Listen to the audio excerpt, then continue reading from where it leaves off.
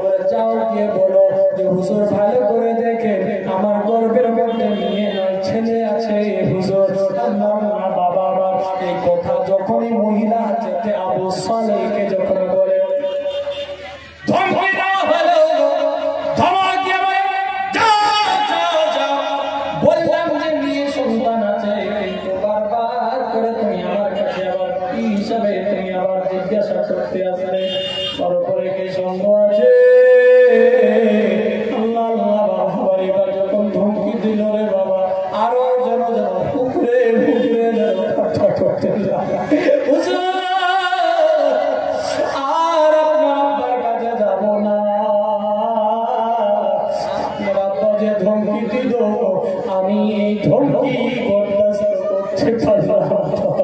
আমার চোখের জল যেন বের হয়ে যায়, আমি আর যাব না। আপনার আব্বা উপরে আমার বিশ্বাস আছে, আপনার আব্বা বলেছে মেয়ে আছে, তার মানে মেয়ে আছে ছেলে না। তখন হুজুর বড় পীর আব্দুল কাদের জিলানী এবার বলেন এবার আমার সঙ্গে তুমি চলো। এবার হুজুর যেন সেই মহিলাটিকে হাতে সেই মহিলাটিকে সাথে করে নিয়ে আব্বা জানের দরবারে যেন হাজির হলো। আব্বা জানকে গিয়ে বলে আব্বা জান একটু দয়া করে আরেকবার চেক করে নেন যে ছেলে আছে না মেয়ে আছে। আল্লাহ আল্লাহ বাবা আমার এবার যখনই ওনার আব্বা ধমকি দিতে যাবে তখন হুজুর বড় পীর আব্দুল কাদের জিলানী বলে আব্বা জান থেমে যান থেমে যান, ধমক দেওয়ার আগে আপনি একটু দেখে নেন যে মেয়ে সন্তান না ছেলে আছে। আল্লাহ আল্লাহ বাবা আমার এবার সে আবু সালেহ বন্ধ করলেন।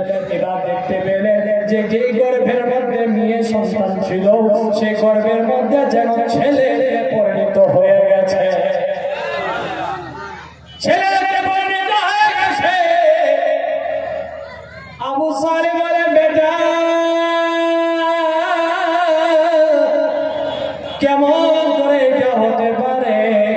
আমি প্রথমবার দেখলাম সে ছিল মেয়ে, এবার দ্বিতীয়বার দেখতেছি সে ছেলে, কেমন করে হলো? আল্লাহ আল্লাহ বলে বাবা আব্বা শুধু যাই নয় আর একটিবার যদি আমি ওই মহিলাটিকে ধমকি দিয়ে দিতে তাহলে দুনিয়ার বুকে যতগুলো মহিলা গর্ভবতী আছে তাদের সকলেরই পেট থেকে মেয়ে সন্তান নয় সকলে যেন ছেলে সন্তান জন্ম হতো।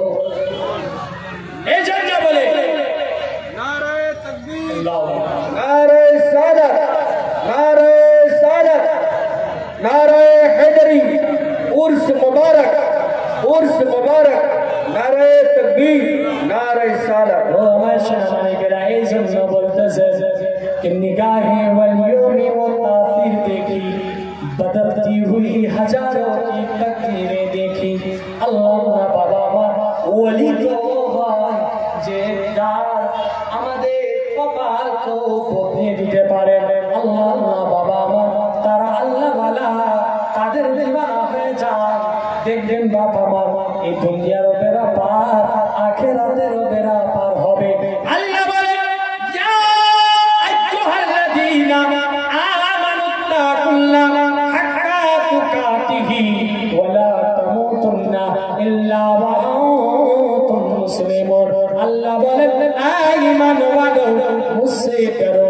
আল্লাহ আল্লাহ আমার বাপ ছেলেরা আমার আল্লাহ আবার বলতেছেন ইয়া আইয়ুহাল্লাযীনা আমানুত্তাকুল্লাহা ওয়া কুনু মা'আস সাদিকিন। আল্লাহ আল্লাহ বাবা আমার আল্লাহ আবার বলতেছেন ঈমান ওয়ালো তোমরা আমাকে ভয় করো, যারা সত্যবাদী তাদের তোমরা সঙ্গী হয়ে যাও। জোরে বলেন সুবহানাল্লাহ, আরো জোরে বলেন সুবহানাল্লাহ। এবার মাথার মধ্যে প্রশ্ন জাগে সত্যবাদী কোথায় খুঁজবো, সত্যবাদী কোথায় দেখবো, সত্যবাদীকে কাকে বলা হবে? আল্লাহ আল্লাহ বাবা সত্যবাদী যদি দেখতে হয় আল্লাহর কোরআনে বলতেছেন আমানু বলতেছেন আলিফ মিম নুন আমানু বলতেছেন আল্লাহ বান্দা করে তোমরা সত্যবাদী যদি দেখতে চাও তাহলে আমার আমানুর মধ্যে ভালো করে চিন্তা ভাবনা করে দেখো সত্য এইখানেই সব খুঁজে পেয়ে যাবে। আমাদের মধ্যে 4টি অক্ষর, কয়টা? 4টি অক্ষর, আরবিক 4টি অক্ষর আছে, আলিফ মিম নুন আমানা, এই 4টি অক্ষর রয়েছে। তো বাপ আমার 500 টাকা তো হলো না, এই 4টি অক্ষরের 4টা আমি আপনাদেরকে বলবো যে কি করলে সত্যবাদী হওয়া যাবে। সত্যবাদী কাকে বলা যাবে? সত্যবাদী চিনবো কি করে? চিনার ইচ্ছা নাই কারো? ইচ্ছা আছে তো? আচ্ছা বাবা, ইচ্ছা আছে কিনা বলেন না একটু, হাঁটা করে ইচ্ছা আছে না? সত্যবাদী হওয়ারও তো আপনাদের ইচ্ছা আছে, আছে কি নাই? আছে না বাপ আমার? তো আপনাদেরকে বলবো, 4 জন বাপ, বেশি না, 200 টাকা করে, 200 500 টাকা না, 200 টাকা করে চাইবে, সেটা হবে তো আপনার 200 টাকা করে। 4 জন 200 টাকা করে আমানু, এই লফজে আমানু বিস্তারিত বয়ান করে দিই ইনশাআল্লাহ। আমার সময়টাও হয়তো খুবই কম হয়ে গেছে, মনে হয় খুব কাছাকাছি, ইনশাআল্লাহ হয়তো আমাকে শেষ করতে হবে। তো বাবা আমার এই 4টি অক্ষরের উপরেই বলবো, বিস্তারিত বলে দিয়ে ইনশাআল্লাহ শেষ করবো। তার আগে কি বলছেন দেখেন।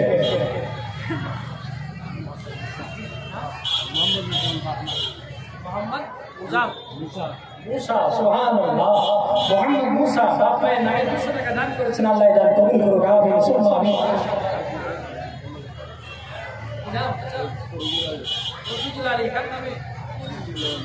সুবহানাল্লাহ, নিজের স্ত্রীর জন্য 200 টাকা দান করেছেন, আল্লাহ দান কবুল করুক, আমিন সুম্মা আমিন।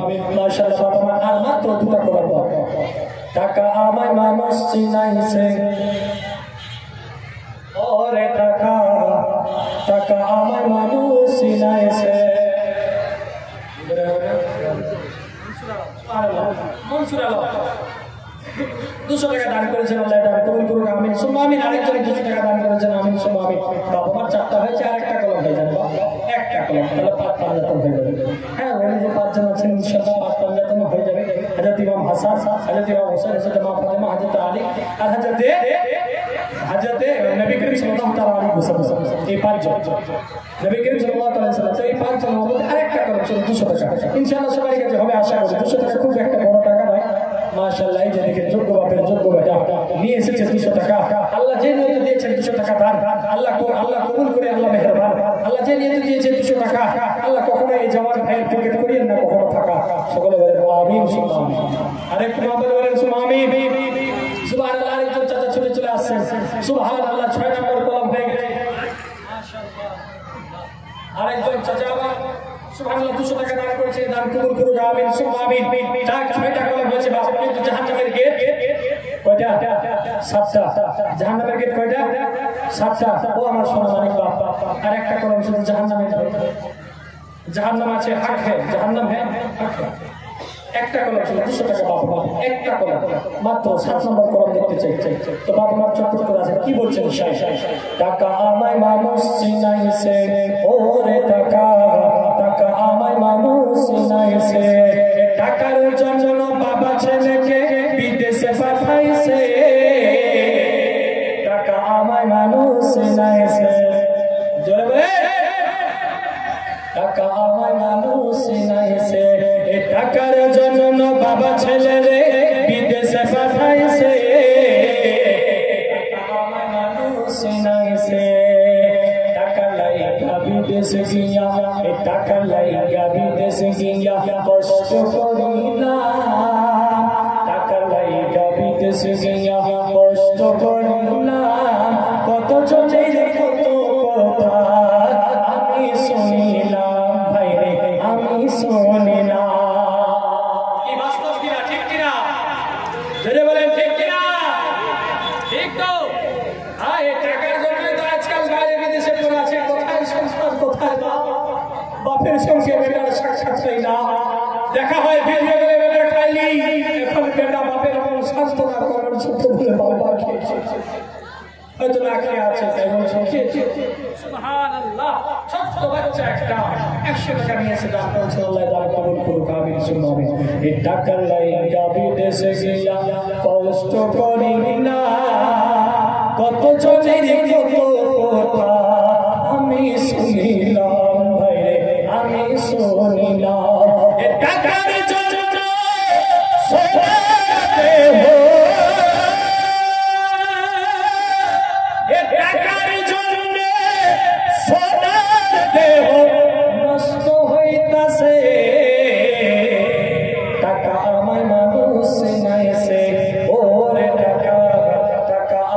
মানুষ চিনাইছে কি তাই না ঠিক না এই টাকার জন্য সোনার দেহ নষ্ট হচ্ছে এই টাকার জন্য এবার দেখেন কি বলছে টাকা থাকলে বন্ধু বান্ধব সবই তো মিলে ঠিক কিনা টাকা থাকলে বন্ধু বান্ধব সবই তো মিলে টাকা না থাকলে আমার কেউ না সাথে চলে ভাই কেউ না সাথে চলে যতদিন টাকা আছে আপনার সবাই আছে টাকা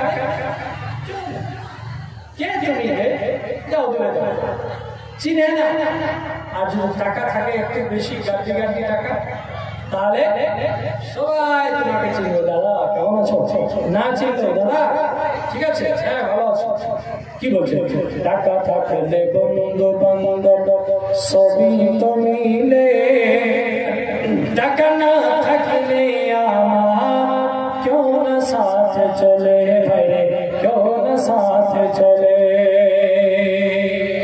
এ টাকার জন্য এ টাকার জন্য স্বার্থের টানে এ টাকার জন্য স্বার্থের টানে আপন বলতাছে টাকা আমার মানুষ চিনাইছে ওরে টাকা টাকা আমার মানুষ চিনাইছে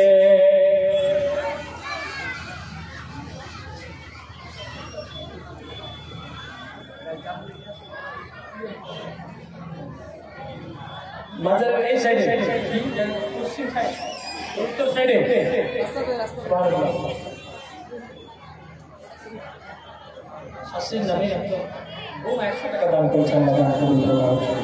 মাজারের উত্তর সাইডে গাড়ি জাম লেগে আছে ওদিকে একটু রাস্তাটা আপনারা ক্লিয়ার করেন মা বাপরা আমার রাস্তাটা একটু ক্লিয়ার করেন বাপ কেন है বুঝলেন না হে ও বাপ আমার আমাকে যদি কোই ছোড়া তারা আসবে ঠিক আমি কি ওখানে গিয়ে বলবো যে একটু ভিতরে চেপে আসে আর রাস্তাটা ক্লিয়ার করেন না মা রাস্তাটা ফাঁকা করে দেন আপনারা বাপরা আমার আপনারাও রাস্তাটা একটু ফাঁকা করেন ক্লিয়ার করেন জাম হয়ে আছে একটু জামটা ক্লিয়ার করেন টাকা থাকলে বন্ধু বান্ধব সবই তো মিলে টাকা না থাকলে আমার কেউ না সাথে চলে ভাই কেউ না সাথে চলে টাকার জন্য স্বার্থে টানে টাকার জন্য স্বার্থের টানে আপন কইতাছে টাকা আমার মানুষ চিনাইছে ওরে টাকা টাকা আমার মানুষ চিনাইছে টাকার জন্য পেন্ডেলটা খালি হইতাছে টাকা আমার মানুষ চিনাইছে ওরে টাকা টাকা আমার মানুষ চিনাইছে তারপরে কি বলছে টাকা থাকলে নারী বাড়ি সবই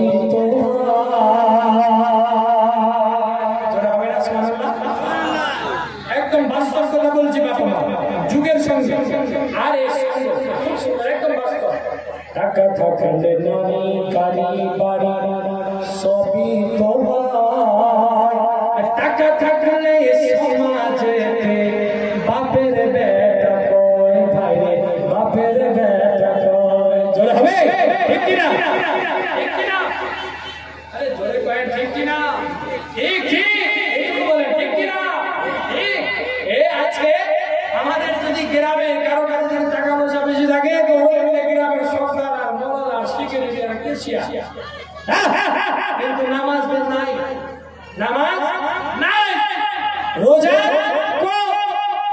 জুম্মা পড়তে ঠিক মতো জায়গা যায় না সেটাও সন্দেহ হয়তো কেউ যদি মরে যায় জানাজা তো যাচ্ছে কিনা সেটাও সন্দেহ কিন্তু ঈদের মধ্যে বাবা ঈদ মানে হচ্ছে খুশি যেতে পারবো তো বাবা সোনা মানে কেনা একটু ভালো করে চিন্তা করে দেখবে এই জিনিসগুলো ম্যাচিং হচ্ছে কিনা ছন্দটার সঙ্গে আমার গজলটার সঙ্গে এগুলো জিনিস ম্যাচ হচ্ছে কিনা কি বলছো টাকা থাকলে নারী গাড়ি বাড়ি সবই তোমার টাকা থাকলে সমাজে বাপের বেটা কয় ভাই বাপের বেটা কয় এ টাকা ছাড়া দাম নাই কোনো এ টাকা ছাড়া দাম নাই কোনো এ রফিক বলতাছে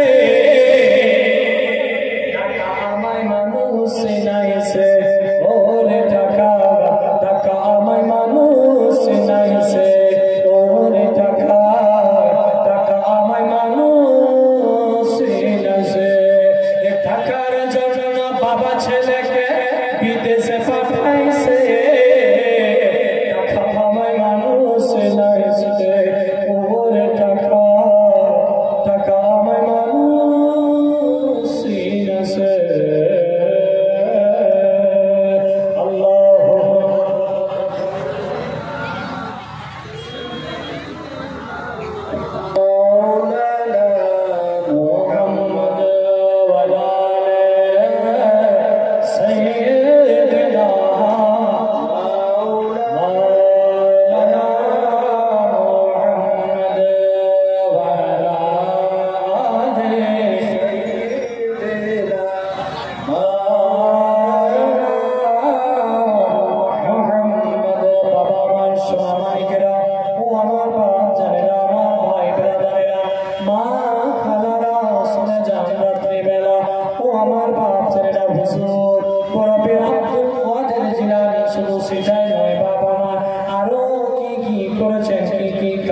নাইছে সেগুলো জিনিস একটা মিশাল আপনাদেরকে দিয়ে দিয়ে শুনে নে আল্লাহ আল্লাহ বাবা আমার সমস্ত মুসল্লিরা নামাজ পড়তে ঢুকেছে যাতে আবু সালেহ ইমামতি করতেছে মুক্তাদি করেরা নামাজ আদা করতেছে ভালো করে শুনবেন বাবা আমার আল্লাহ আল্লাহ বাবা সবাইকে আল্লাহ ওলি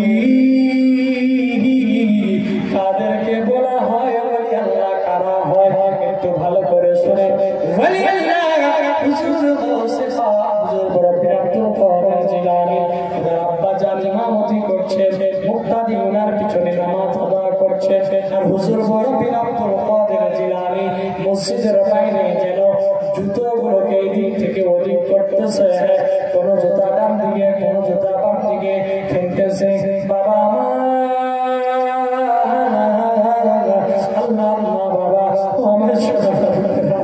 এবার মুক্তাদি করে নামাজ পড়ে বের হলো ওর পরে এবার সেই মুক্তাদি করে দেখতেছে কি দেখছে রে বাবা যে জুতো গুলোকে নিয়ে যেন এদিক থেকে ওদিক করে রেখেছে উজলা উজলি করে রেখেছে ছিন্না ভিন্নি করে রেখেছে আল্লাহ বাবা হুজুর আবু সালেহকে বলা হলো যাতে আবু সালেহকে বললেন ও হুজুর ছেলে যেন দেখেন না কি অভ্যাস করে জুতোকে করে রেখেছে জুতোর উপরে নোংরা বালু সব ফেলে রেখেছে আপনার ছেলেকে আপনি সাবধান করছেন না কেন আপনার ছেলেকে আপনি কেন ভয় দেখান না আল্লাহ আল্লাহ বাবা আবার সোনা বাড়িটা বাপ ছেলেটা আবার সোনা বাড়িটা ওই হুজুর বড় আব্দুল কাদের জিলানী তখন বলে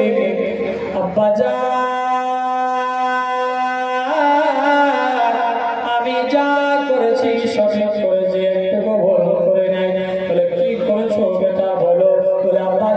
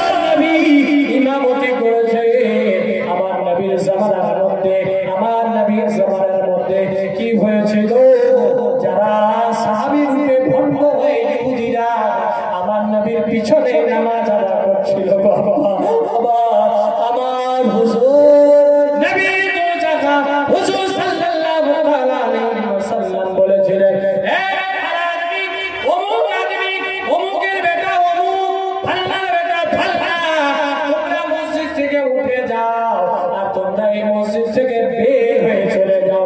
তোমাদের মতো আজ তোমরা এখানে যা করতেছো আমি সব দেখতে পাই। তোমরা কি মনে করো যে আমার চোখ দুটো সামনে শুধু দেখে আমি সামনে যেরকম দেখতে পাই আমি নবী পিছনেও সেরকম দেখতে পাই। এই জন্য ফাল্লা কা বেটা ফালা, ফাল্লা কা বেটা ফালা, ফালা ফালা আপনি তোমরা উঠে যাও আর মসজিদ থেকে বের হয়ে যাও। আচ্ছা আব্দুল কাদের জিলানী চশমাতে আসলেন, আসার পরে বলেন হুজুর ও আমার বাজার যে সব মানুষদেরকে আমার নবী যদি মসজিদ থেকে বের করতে পারে তাহলে বুঝে নিতে হবে যে আল্লাহর দরবার থেকে যদি আমার নবী বের করে দেয় তাহলে তাদের জান্নাতের জায়গা হবে না।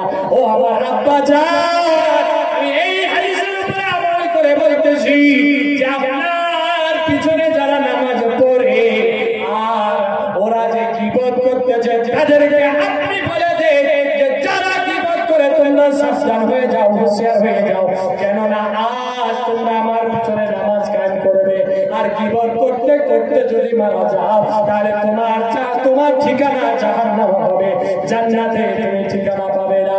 এই জন্য আব্বা জান যাদেরকে আপনি বলে দেন যেন তারা আপনার গীবত না করে, আপনাকে পরিপূর্ণভাবে যেন ইমাম মনে করে আপনাদের পিছনে যেন নামাজ আদা করে।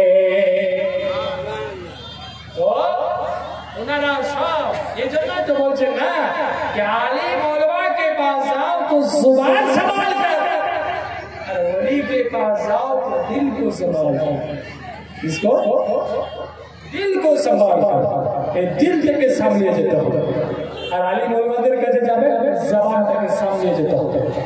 হ্যাঁ তো বাপ ছেলেরা আমার ভাই বেরাবেরা ও আমার সোনা মায়েরা আমার মা খালারা তোমরা জালসা বহু শুনেছো, আজকেও জালসা শুনলেন না, কিন্তু মা আমার আফসোস লাগলো দুইটা কলম না পাইনি না,